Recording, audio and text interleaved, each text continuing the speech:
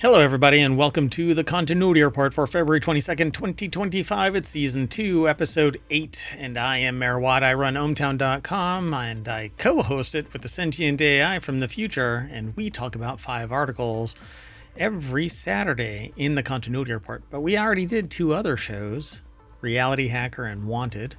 You can watch those as VODs over on Twitch or over on YouTube, because we do it live, simulcast. Broadband, baby. Anyway, we're going to talk about these 5. Before the Buffy cult TV show, Holes and Agatha all along showrunner directing, Anya Taylor-Joy's dream role, Reacher season 3 kicks butt, and bringing us back to theaters. That and more is over at ohmtown.com, and really to get a full taste of everything that could be talked about, you need to go over to ohmtown.com and just surf through all of the news. You can sign up or sign in or just use it how I use it. I manage my information overload by filtering through all of that kind of stuff. And then I talk about it here on the show, and I talk about it professionally, and I talk about it personally. It really has been a lifesaver for me because I use it across the board in my life. Anyway, go over and check it out.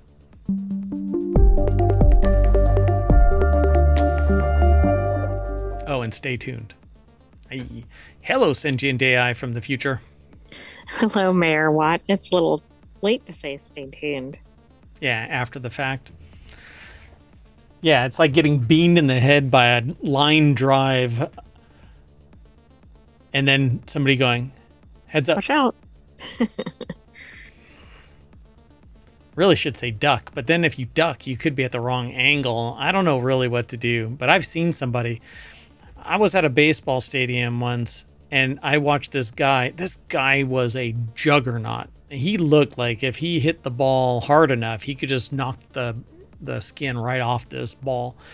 But this thing was a line drive right into the stands, and this is a minor league field. And so it zipped this person right in the chest, and they keel over.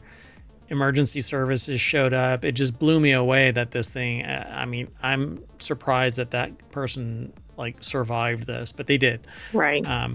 They might have gotten season tickets for life after that. I hope so. I'm not sure. I don't know what the outcome was at the end of the day, but anyway, I've labeled this episode, the full episode, Buffy, Agatha, Anya, Reacher, and more. But yeah, we've got so many named shows in here that I thought was kind of interesting. Unusual. Yeah, it really is. So you ready to get going in this? I am. Let's do it. Okay, so if you want the show notes and you are over at twitch.tv, you can hit ! Or bang, TCR, the Continuity Report, and that will tell Omatron to spit out the articles. I don't know if your audio is working properly, but we'll work on it if it's not. Anyway, let's get going. The first article is, well, I don't know what's going on with the site, but anyway, before the cult TV show, the Buffy movie proved how fun slaying monsters can be. The article itself is over at gizmodo.com, and Cheryl Eddy put it together. Is that better? It is. So what do you remember? Okay, so you're from the future. You're a sentient AI from the future. Do you remember Buffy the movie, Buffy the Vampire Slayer the show, or anything Buffy? Only the show. I didn't even know there was a movie. Oh, okay. Well, we'll have to watch the movie, and then maybe we need to jump over this hump. We have this hurdle where we're like, we should watch this movie and talk about it. But it's one of those things where we have to find the time, and you're off trying to find your Terminator body at every given moment. And I know. I mean, there's only so many hours in the day. Right. Yeah. So this article again over at gizmodo.com is by Cheryl Eddy. Buffy the Vampire. This is the text statement. Buffy the Vampire Slayer hit theaters in 1992 with a cast that includes Christy Swanson, Luke Perry, Donald Sutherland, Rutger Hauer, and Paul Rubens. Okay, that's interesting to me, because isn't that the guy that's Pee Wee Herman? Pee Wee Herman, yeah. Like, who knew he was in Buffy? Mayor Watt did. Yeah. For those in the podcast. Yeah. So here she is. This is Christy Swanson going, please. So Buffy the Vampire Slayer may soon make a TV comeback with Sarah Michelle Gellar, which I can't believe. And the cult classic series will always be the most beloved version of Buffy's story. But in 1992, 5 years prior to fans becoming obsessed with Sunnydale and the Scoobies, a different version of Buffy's story hit the big screen. The same broad strokes are there. The script is by now disgraced Buffy series creator Joss Whedon, and it follows a chipper blonde named Buffy saving the world from monsters, but it got a flavor all its own, and it remains both a time capsule of 1990s teen culture as well as surprisingly timeless story. I actually really like the movie. I liked the show, but the show jumped the shark with all this teen angst kind of crap love affair between a vampire and Buffy. Well, I mean, you gotta have that in there for your audience, I guess. But I could see where the movie might be more appealing than the show. Yeah, so Whedon may have penned the screenplay, but Buffy was directed by Fran Rubel Kazooie. And it's not hard to imagine that having a woman behind the camera helped inform the movie's approach to its central character as well as her friend group. When we first meet them, the girls, Christy Swanson as Buffy, Michelle Abrams as Jennifer, Perez Vaughn as Nikki, and a pre-fame Hilary Swank as Kimberly, come across as superficial airheads shopping together at a mall, using slang that still fits even a decade after Valley Girl, a movie that Buffy tips its hat to in multiple ways. Like, gag me with a spoon. Oh my God, Becky. Yeah. Did you audition for Buffy? I tried. Yeah. And they're like, no, sorry, you're not going to serve our demographic well. So that theme, this whole catty to the point of being mean-spirited, and you can sense early on that there's not too much loyalty to this little tribe. That theme becomes even more overt when Buffy meets Merrick, or Donald Sutherland, the watcher to her slayer, a man who couldn't be more out of place in the light ages as opposed to the dark ages. And who squelches his very reasonable doubts about Buffy being capable of fulfilling her destiny and devotes himself to helping her succeed. So she is basically in a long line of slayers, but she's really just a Valley Girl. Oh my God. Becky. Did fans like the fact that, did fans like one of the leads better than the other? Or do they not know both of them? Like they either saw the movie or they saw the show, but maybe not both. I think given the time lag. People my age knew both. People that 5 years later probably came on only with Buffy the TV show, and probably thought that only the olds would like the one prior. I don't really know for sure. I'd have to do some due diligence on this, but it's a fun watch. It really is. They say, and speaking of vampires, Buffy the Vampire Slayer, most campy delights come with Rutger Hauer as a big bad Lothos and Paul Rubens post Pee-wee's Playhouse and just post his tabloid sensation Arrest as his oily underling. So the biggest problem that Buffy has are the plot holes surrounding its confusing and underbaked lore. Lothos meets the Slayer and it's no big deal, but it's game over if he learns her name. And nobody really knows anything. But you basically suspend disbelief, and this isn't even close to pretending to being serious.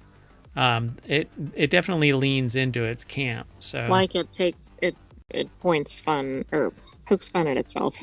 Yeah, I mean the vampires are this kind of derpy looking vampire, almost like Nosferatu style appearance, instead of the vampire Lestat kind of appearance. So one is much more romanticized. The other one is just a blood-fueled frenzy, like a bipedal shark, kind of a thing. So I dig this kind of movie. It's definitely fun.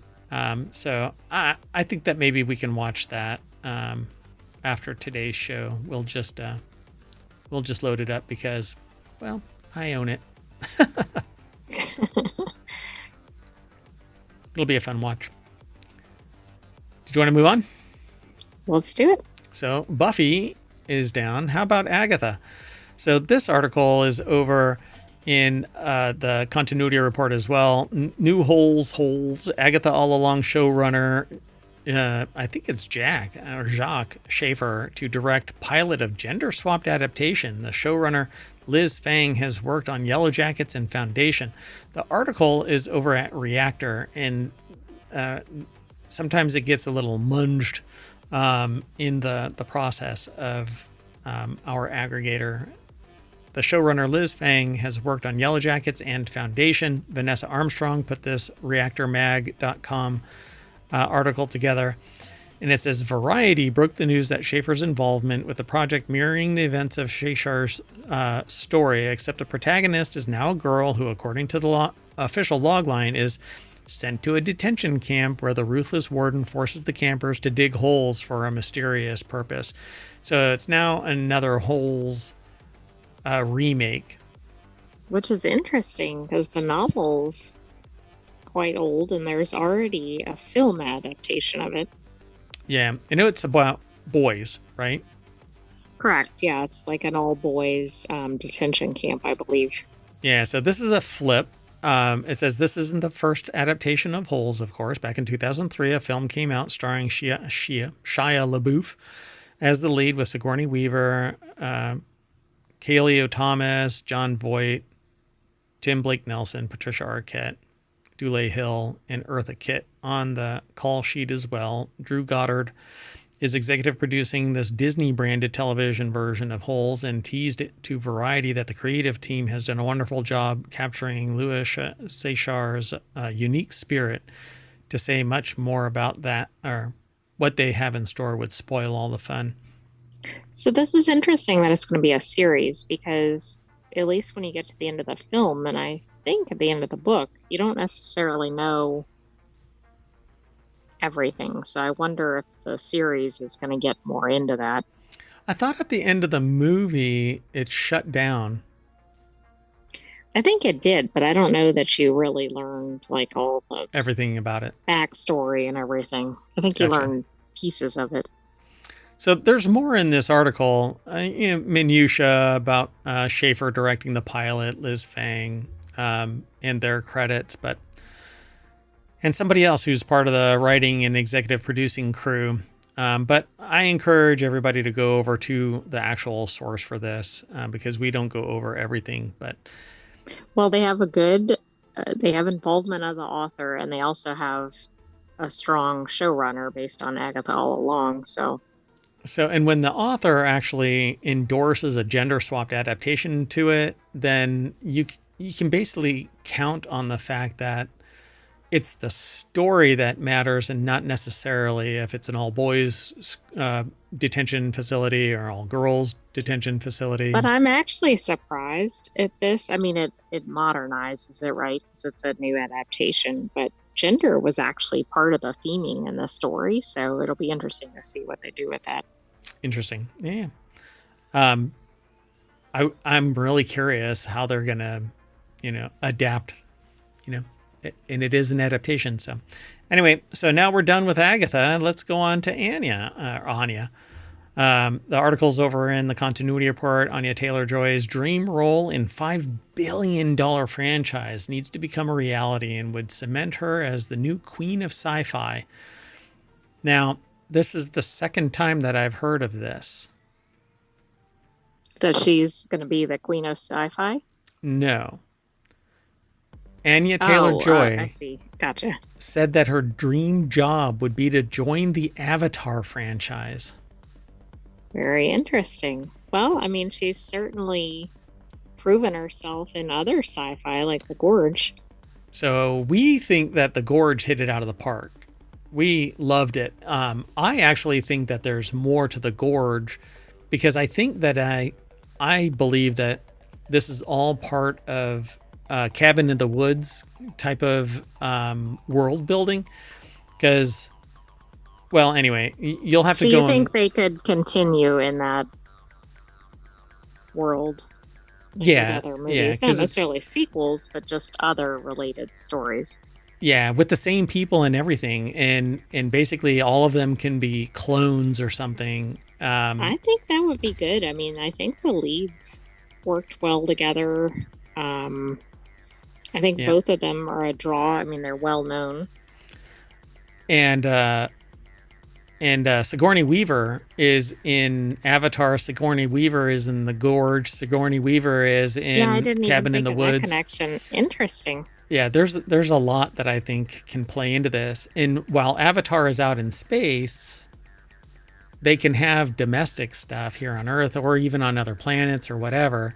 But it's a Right. whole omniverse kind of theme that could be built around Sigourney Weaver and James Cameron, Anya Taylor-Joy, et cetera, et cetera.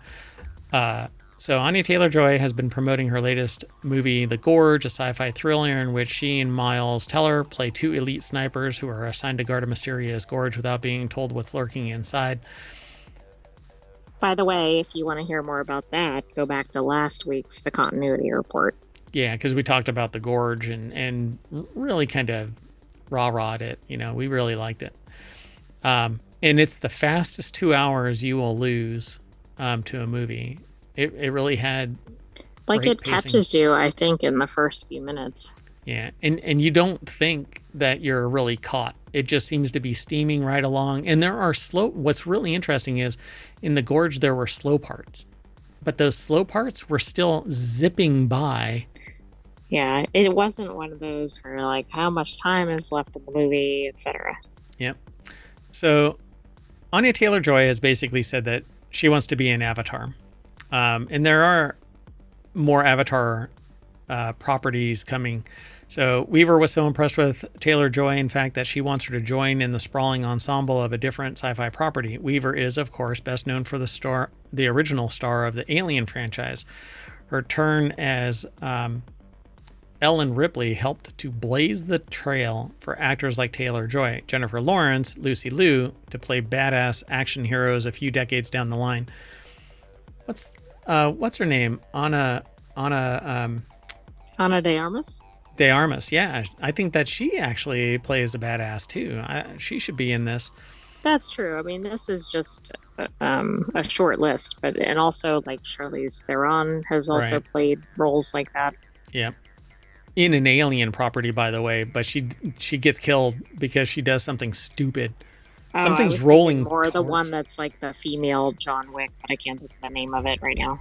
Atomic Blonde or something like that. Oh, right. Yeah, that's right. So this says, but it's not an Alien saga that Weaver wants Taylor-Joy to appear in. She's got her sights set on a different blockbuster sci-fi franchise, but I have already heard this. She wants to be Na'vi. She wants to be in the Avatar franchise, and Weaver apparently pitched Taylor-Joy for an Avatar role. She said, "I hope Jim sees it because she thinks he'll appreciate Taylor-Joy's character, Drassa." Weaver praised Cameron for being ahead of his time in creating strong female characters like Sarah Connor and Neytiri, as well as significantly deepening the emotionality of her Ripley character in Aliens.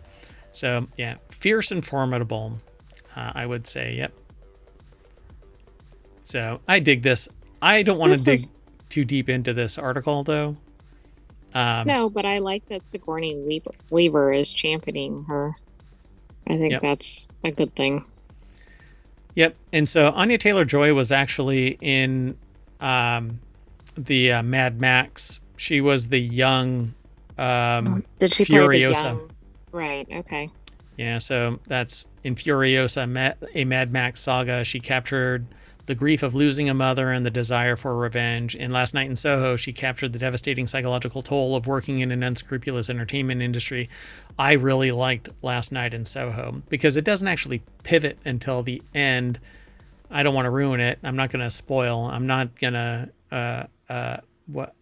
overshare. I'm just going to leave it at that. But I think Taylor-Joy has the ability to bounce from one thing to another, much like who's the other one from Live, Die, Repeat? Which one is Live, Die, And A Repeat? Quiet Place. Oh, gosh. What is her name? I forgot it. Hold on, I'll get it. Oh yeah, is that like Emily Blunt? Yes. Like Emily Blunt can bounce from one thing to another as well. So I dig this. They even talk about this. Like in Furiosa Mad Max Saga, Taylor Joy inherited the title role from Charlize Theron. Or Theron. By the way, that's Edge of Tomorrow, which is why I didn't know what you were talking about. Yeah, but it's everybody knows it as Live, Die, Repeat. Yeah, I know. So she got the title role from Charlize to fill in her thrilling backstory. While Furiosa was a box office disappointment, it was praised by critics and Mad Max fanatics alike as a worthy addition. So, yeah, there's a lot more to this. In Dune Part 2, Taylor Joy made her debut as Leah Atreides, Paul's unborn sister, who communicated with her mother, Jessica, from inside the womb. She only appeared briefly in Paul's visions, but set up a much larger role in the series' future. So, yeah, I dig this. So, Very we'll cool. see. It's also saying that Weaver was the previous queen of sci-fi. So I guess this is fitting that she's trying to get Anya into this role. Yep, I guess they're going to have to make another episode of Galaxy Quest, which was like a sci-fi comedy kind of a thing. Although it's very much like Buffy in the sense that it wasn't being taken overly serious because of the nature of it, but it was a fun watch too, Galaxy Quest. It has its sad moments too. Well, anyway, let's move on. Moving on. Next article is over in the Continuity Report. Reacher Season 3 first reviews, action-packed and relentlessly entertaining. Critics say Alan Ritchson continues to shine in a bloody, thrilling, adrenaline-fueled new season, even if it doesn't change up its formula too much. It's not about it changing up its formula. It's sticking to the written material that crushes it. People would be mad if it changed it up. I mean, it's true to the character. It's true to the writing, the lore, the canon. You don't screw with that type of material because it's going to piss off everybody that is loving this. And he is the best Reacher that has ever shown up. I mean, he's built like a brick shithouse. And then you get him compared to somebody bigger, and even he's sitting there going, well, I hope I don't have to fight him.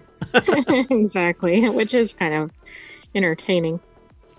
So Christopher Campbell over at RottenTomatoes.com put this article together, and they say it's an editorial. So I don't know if I'm going to be... Is this a spoiler? I mean, it just started airing, so you might want to put that up there just in case. All right, so it's a possible spoiler alert, but it's based on the novel Persuader, which is the 7th book in Lee Child's Jack Reacher series, and they're not doing it in order. So they're taking it in whichever order they feel pushes the story. We don't even know if the books are in chronological order anyway. Yeah. They may not be. I think we talked about this previously, and we actually looked at the chronological order of Lee Child's books, but that was like a year ago. It's been a while ago, probably when we were talking about season 1 or 2. So they grab a bunch of reviews. Is Reacher still a must-watch show? And the Daily Beast, the Hollywood Reporter, Slash Film, Fandom Wire, the Times of India, IGN Movies, Collider, Seattle Times. It says it's well done. Everybody likes it. Yeah, it pretty much is liked by everybody. So how does it compare to previous, right? The Hollywood Outsider, The Wrap, Slash Film, CBR, IGN Films, Fandom Wire, Collider all say it says season 3 scales back in scope, taking a more back to basics approach, doesn't have the same big heart that the first two, which made the first two so special. But I don't see that. This might be the best season yet. I don't know.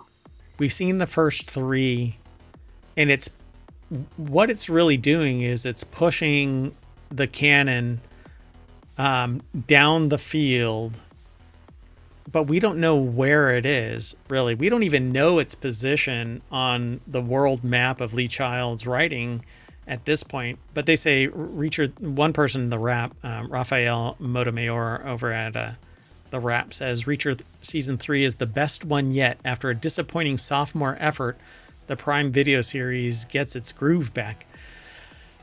Yeah, Again, I think season 3 and then season 1 and then season 2 so far. well, As yeah, in, like, 3 is probably the best. interesting. So, is Alan Ritchson still the best reason to watch? Known from Frame 1 that Star Ritchson is the kind of screen presence you build an entire show around, and season 3 doubles down. He just seems to carry that Reacher type of mentality really well, but sometimes you feel like he's just dumb. Yeah, but is that part of the It's the shtick. affect? Right, Yeah. exactly. And I think season 3's supporting cast has been interesting so far. Like, Oh, I think yeah. you don't have any characters that you're probably neutral on, which is usually a good thing.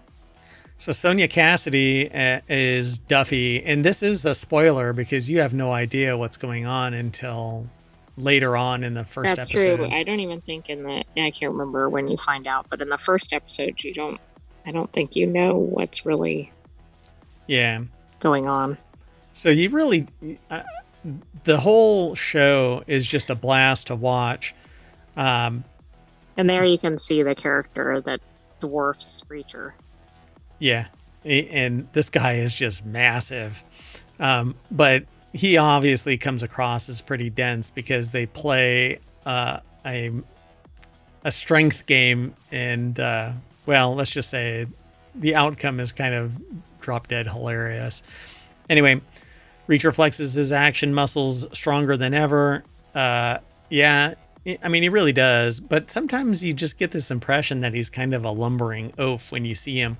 But then there's a scene where he's running and he looks like he could do, 100-yard dash in, 6 maybe seconds. Which doesn't really make sense because Yeah, I 'cause don't he's just think he huge. could move quickly. Yeah. Anyway, I think it's an awesome show. And they ask questions. Is the show just for dads? Hell no. Is there anything it can improve for future seasons? Stick to the canon. Don't screw it up. Honest to God, stick to the writing. Lee Child's writing is spectacular. Don't mess with it. Don't diverge from the course. Dive the plan the dive. Everything will be great.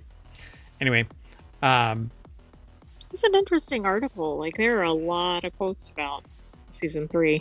there are a lot of quotes in this from all over the net. So if you're really curious about what else is being said in this by various other people in the whole reviewing spectrum, then follow the link.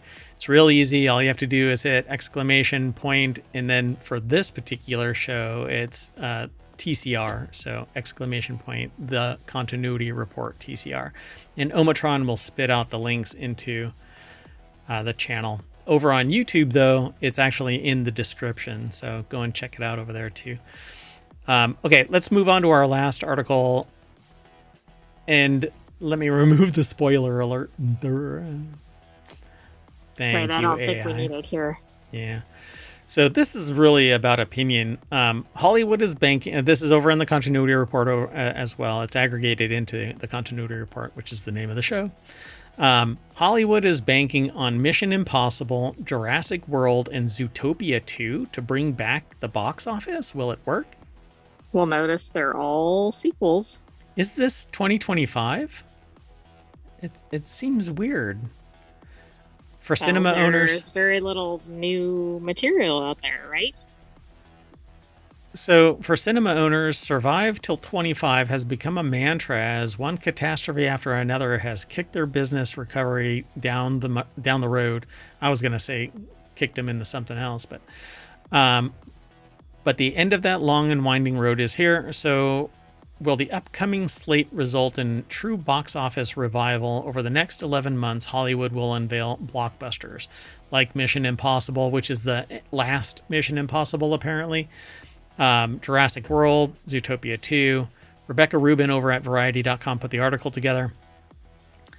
We talked about this last week, that Mission Impossible had stunts that are this one stunt was so dangerous that after a certain number of takes, they just said, we're done.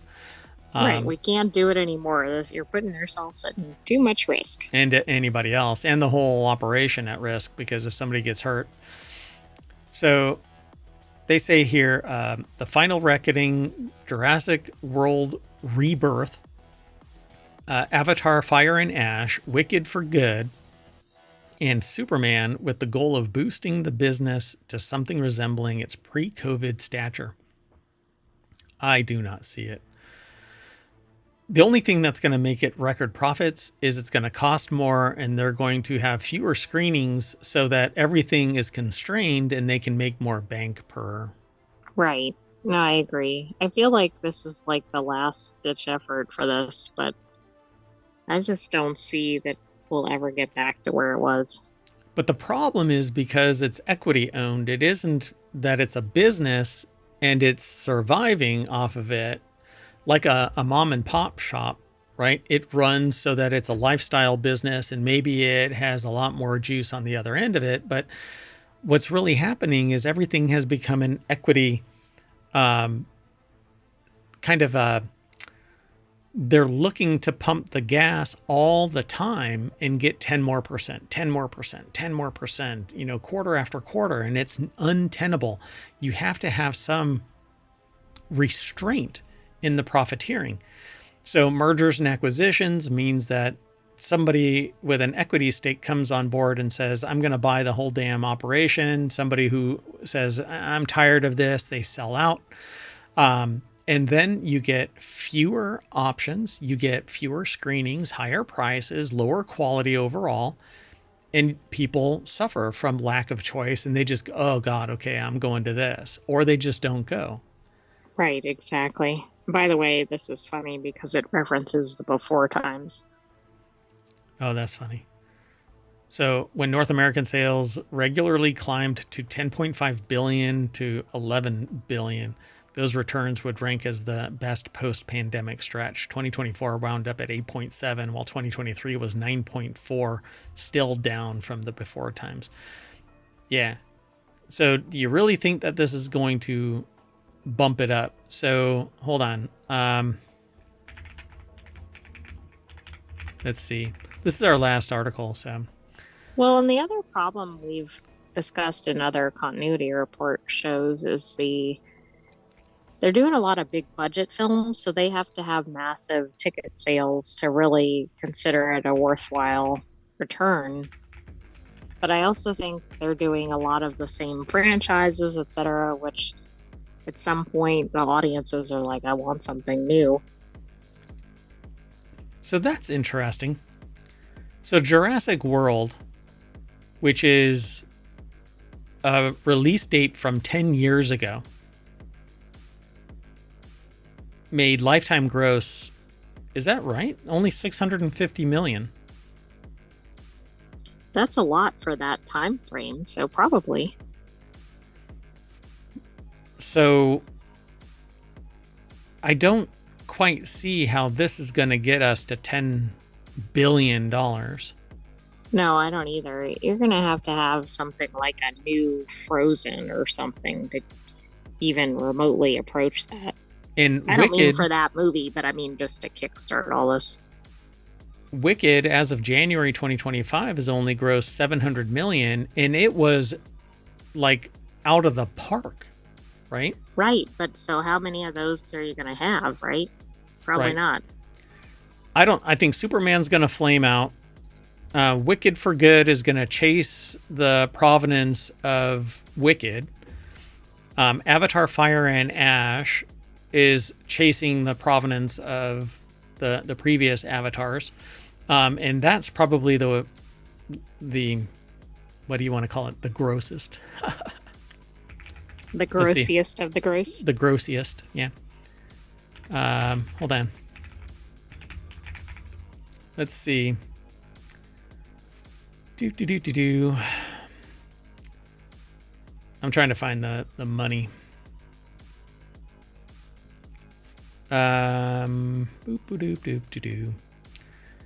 Yeah, so Avatar probably has the closest chance of getting into the the multiple billion. So Yeah, that one has quite a following, so I could see that. Particularly if they, well, I guess on this one, they're not going to put Anya in, like we were just talking about. right. So this is Avatar: Fire and Ash is coming out at the end of the year. So the economy and people's spirit has to survive that far, and that means the North American, just the money from North America, never broke $1 billion in box office gross. Worldwide, it hit 3 million for the original to date, and 2.3 billion for Avatar: The Way of Water. So that's all you're looking at here, right? Right. Yeah, I don't think so. Yeah, I don't quite see it either, but I guess we're in for the ride because we put the show together and we really like talking about this kind of stuff. So we hope you do too. Come and hang out with us. We don't want the death of Hollywood, but I think movie theaters versus streaming are a different matter. Yeah, I mean, and I don't want the movie theaters to die either, but I do want them balkanized. I don't want them owned by only juggernauts. I want more choice. I want more options. I don't want to only have to go to a movie theater to see these movies.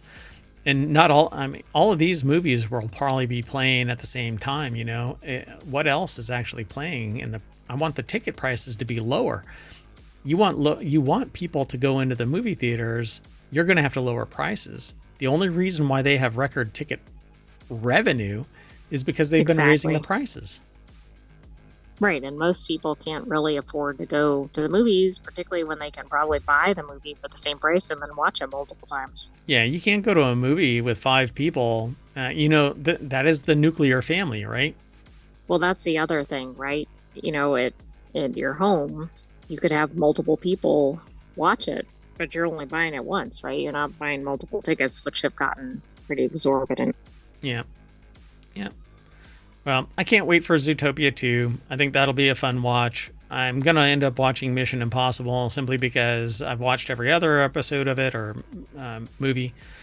Jurassic World, I actually Plus, you lost have touch. to see the most dangerous stunt, right? Yeah, I do want to see that. I still think that he's jumping from one biplane to another. Maybe. We'll have to watch.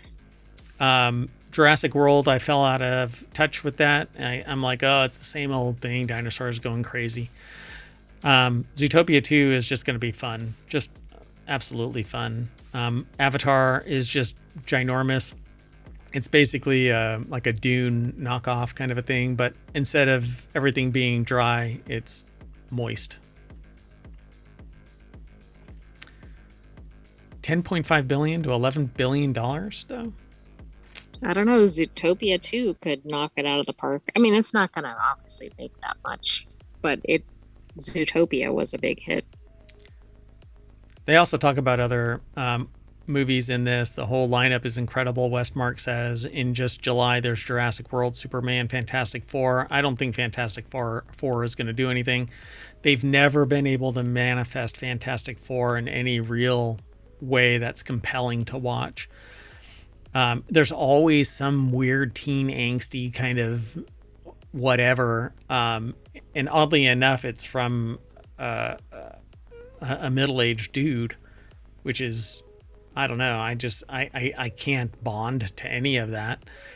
And then it says, will a Minecraft movie in April be the next Super Mario level smash, or will the Jack Black-led adventure join the litany of failed video game adaptations? The thing about Minecraft is that there isn't anything there, unless... No, but I think a lot of kids will go to see that movie. Yeah, I do too. But then the moment that kids find out that it's just a flame-out money grab, they're going to be brutal about it. But we'll see what Jack Black can bring to it. Nobody's going to go see Michael. Let's see what else. I don't know. Bohemian Rhapsody, possibly, depending on how it's done. I think that's already out. Sorry. I thought that was like a new adaptation or something. Or the Back to Black. They talk about a bunch of different things. Captain America, Brave New World in February. I don't know. I haven't seen anything about it other than People are kind of saying, followed by Thunderbolts, which, again, Thunderbolts has an asterisk next to it because, as we talked about last week, that asterisk means that the Avengers aren't available. Right. And the Avengers are burnt out. I think that we've got superhero, what do they call that? Superhero fatigue. Yeah. But then they say, but wait, there's more. And they talk about other things. You can go over and check out the rest of this article. I just don't think that movie theaters are going to recover to pre-pandemic because people have uplifted their stuff. And the only way, like all of their equipment, right? They got a better TV, they got better internet, they got better equipment. I mean, that's what happened during the pandemic. Yeah. And the only way that you're going to get it is by forcing the hand of people by going, we're not going to release this into streaming for 6 months. That's the only way people are going to go see it. Make it unavailable or mostly unavailable or drastically reduce ticket prices. Yep. That's the way I see it too. But there's a lot of money in the system, so who knows? Maybe the wealthiest of people are going to sit there and go and watch these movies. Yeah, I won't be, but that's okay. Anyway, we're going to, I don't know how do we want to do this? We're going to go back to the... Fling ourselves from one biplane to another? There we go. We're going to jump out of one biplane and land in the continuity report over at ohmtown.com, where you can go and hang out and check out all of the stuff that we're talking about too. Anyway, I am Mayor Watt, and I'm saying bye, and I'm taking the AI with me. Bye-bye, hometown citizens. Thanks for joining us for this week's The Continuity Report. Stay tuned tomorrow for another weekend edition. See you soon. Bye-bye.